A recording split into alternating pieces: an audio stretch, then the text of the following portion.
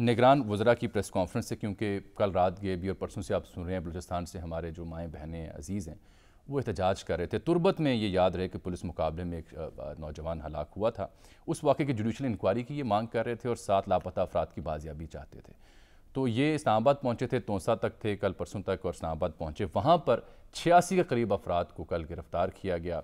वहाँ जो सूरत हाल थी आप सब ने देखी कई एक विजुअल्स में।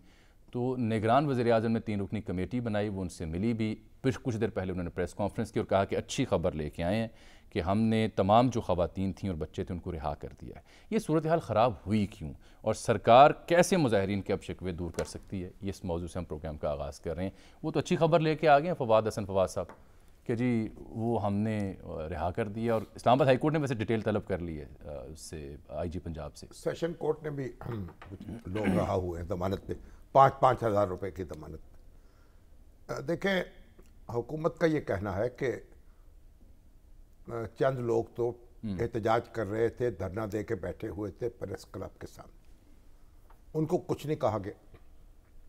ये जो लोग मुज़ाहिरीन आए हैं इनके लिए जगह मुख्तस करने की कोशिश की गई कि F9 में या F10 में या कहीं इनकी जगह मुख्तस कर दी जाए, वहाँ ये धरना दे दें।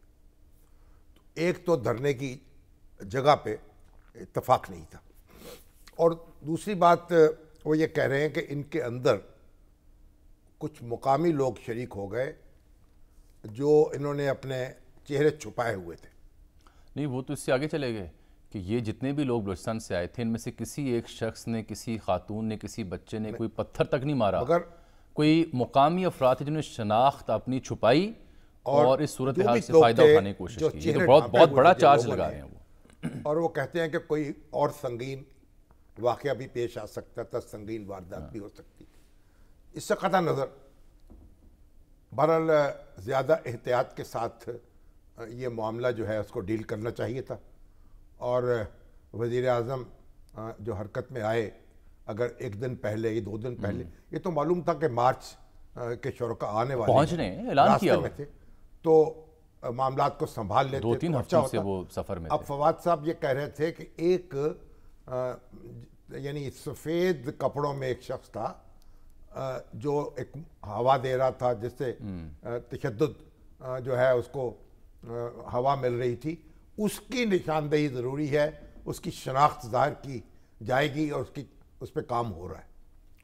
बहरहाल जो कुछ भी हुआ नामुनासिब हुआ, और लेकिन ये अच्छी बात है कि बर वक्त इसका एहसास कर लिया गया, मज़ीद ख़राबी नहीं हुई और वज़रा की ड्यूटी लगाई गई। मेरा एक और सवाल आपसे सर, मुज़ाहिरीन से मिले, ये नौबत यहाँ तक आती ही क्यों है?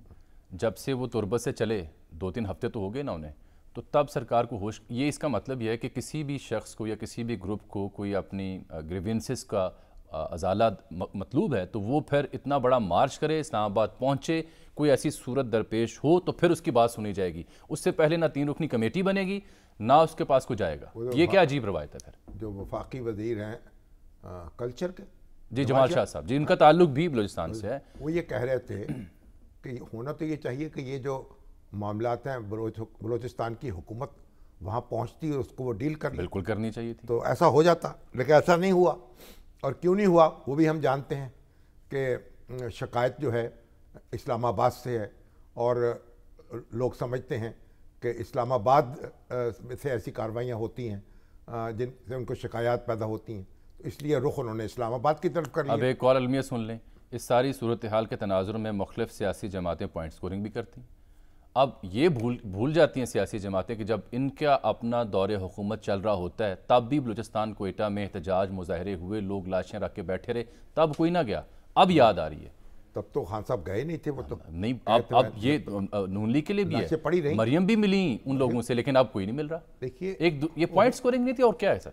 बात ये है कि अब ये जो मिसिंग पर्सनस हैं, ये कितने लोग वो हैं जो खुद पहाड़ों पे चढ़ गए हैं, कितने वो हैं जो मुख्तलिफ इंतहा पसंद तंजीमों में शामिल हो गए हैं, कितने वो हैं जो मैदान में लड़ते हुए जो हैं वो जान की बाजी यानी लगा चुके हैं, और कितने ऐसे हैं जो مختلف اداروں یا ایجنسیوں اس کے پاس سلسلے ہیں۔ میں سر چند ماہ پہلے میرا کوئٹہ میں مکالمہ ہوا تھا جس میں مسنگ پرسن کمیشن کے ایک رکن موجود تھے، جس میں بلوچستان کی ان تحریکوں کے جو نمائندگان ہیں وہ موجود تھے. انہوں نے فیکٹ اینڈ فگر سامنے رکھے تھے، تعداد بتائی تھی جو واپس ہے. وہ ایک اور موضوع کسی اور دن کر لیتے ہیں پر تفصیلی، لیکن بہرحال ذمہ داروں کے ساتھ بات کر لیں گے جو چاہے نمائندگان ہیں یا کمیشن کے. بہرحال اب جو ان سے ملاقات ہو گئی ہے، جو لوگ گرفتار ہوئے ہیں انہیں رہا کیا جا رہا ہے، ایک قسم کے معافی تلافی ہو گئی ہے، اور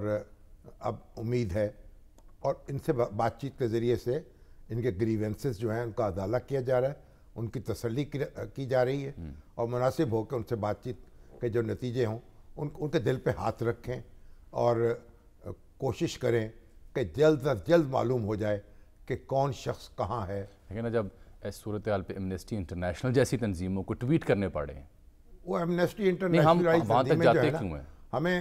ہم بھی وہ شریک ہیں اس میں، لیکن افسوسناک بات یہ ہے کہ وہ ہمارے معاملات میں تو بہت جلدی حرکت میں آتی ہیں، لیکن دنیا میں ہزاروں لوگ تحتیغ ہو جائیں تو جوں نہیں رنگتی ان کانوں پہ. یہ بھی تو ہے نا. آپ مجھے یہ بتائیے غزہ پہ کیا کیا ایمنسٹی انٹرنیشنل نے؟ بالکل ٹھیک بات ہے، عالمی ضمیر وہاں پہ مردہ پڑا ہوا ہے، اور پورا عالم اسلام تاراج ہو گیا. بالکل. لیبیا میں کیا ہوا، عراق میں کیا ہوا، شام میں کیا ہوا، کتنے لوگ مارے گئے اور کس طرح کی کارروائیاں کی ہیں امریکہ اور اس کے حلیف نے. وہ اپنی جگہ ایک فیکٹ ہے سر. مگر نہیں، یہ بات یہ ہے نا، جو ہمارے ہاں ہو رہا ہے وہ ہمیں لازماً دیکھنا، خود دیکھنا. ہم اس کی آڑ میں اس سے توجہ تو نہیں ہٹا سکتے نا، اسے توجہ نہیں ہٹا سکتے، لیکن ہم ان تنظیموں کی بات کرتے ہیں. امریکہ کا اسٹیٹ ڈپارٹمنٹ جو ہے وہ بھی حرکت میں آ جاتا ہے، اور لیکن وہاں بچے مر رہے ہیں اور وہ بائیڈن صاحب کہہ رہے ہیں لوگ مر رہے ہیں، شہری مر رہے ہیں، کھنڈر بن گیا پورا غزہ.